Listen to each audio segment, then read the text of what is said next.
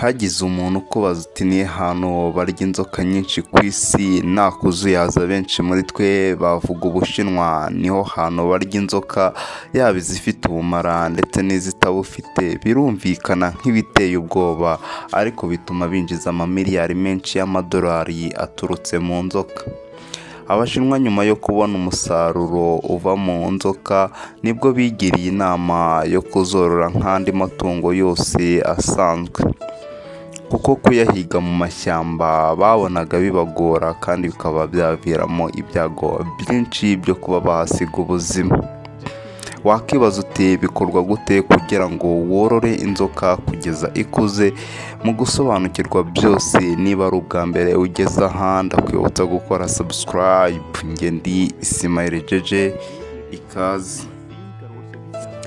Mu mujyi wa Shanghai uri mu mijyi ya mbere ikorerwamo ubucuruzi bw'inzoka kurusha ahandi hose ku isi, dore ko ariwo mujyi wa mbere wakira umusaruro mwinshi w'inzoka. Naho mu gace kazwiho kugira aborozi benshi b'inzoka kitwa Zizanga, aho bashobora korora inzoka zirenga miliyoni 6 ku mwaka, harimo izo kurya, izindi bakazikoramo imiti. Zimwe muri izo nzoka harimo cobra, pythons ndetse na vipers n'izindi nzoka zigiye zitandukanye. Ibihumbi byinshi by'abantu bikaba byirahira ibyiza by'inzoka kuko zahinduriye imiryango yabo ubuzima, bakaba babayeho neza babikesha ubworozi bw'inzoka. Ubundi mbere Abashinwa bajyaga kuziga mu mashyamba bakazigurisha ku makampani akomeye, harimo amakampani akora imiti ndetse n'ariya akora imyenda, inkweto ndetse n'ibindi biva mu z'inzoka. Kubera ko ibi byashyiraga ubuzima bwabo mu kaga, nibwo bigiriye inama yo kujya baziyororera. Iyo izi nzoka zimaze gukura, havamo izo barya, izindi bakazijyana ku masoko agiye atandukanye, yaba aho bakuramo imiti ndetse n'aho bakuramo impu, bakazifashisha mu gukora ibikoresho bigiye bitandukanye.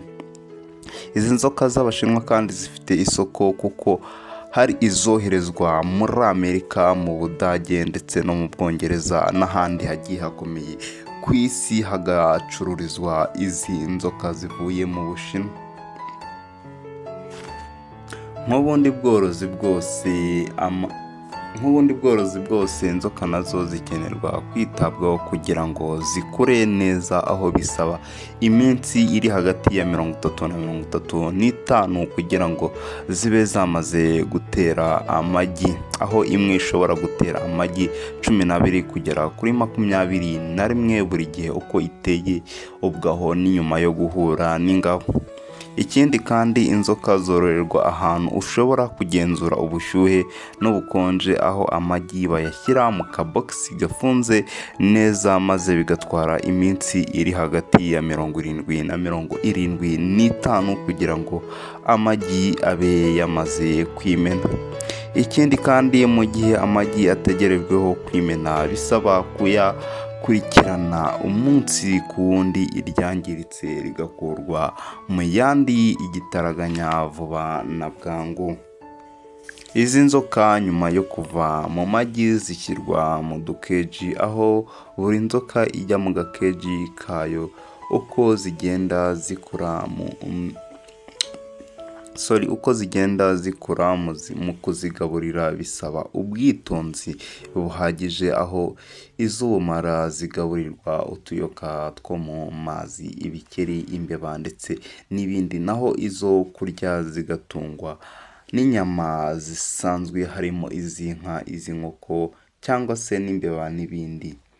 Iyo zimaze gukura neza, iziribwa ziraribwa. Bimwe mu byo bashimira izo nyama z'inzoka kabisa, bavuga ko ari zimwe mu nyama ziryoha kandi zikaba zongera n'iminsi yo kubaho.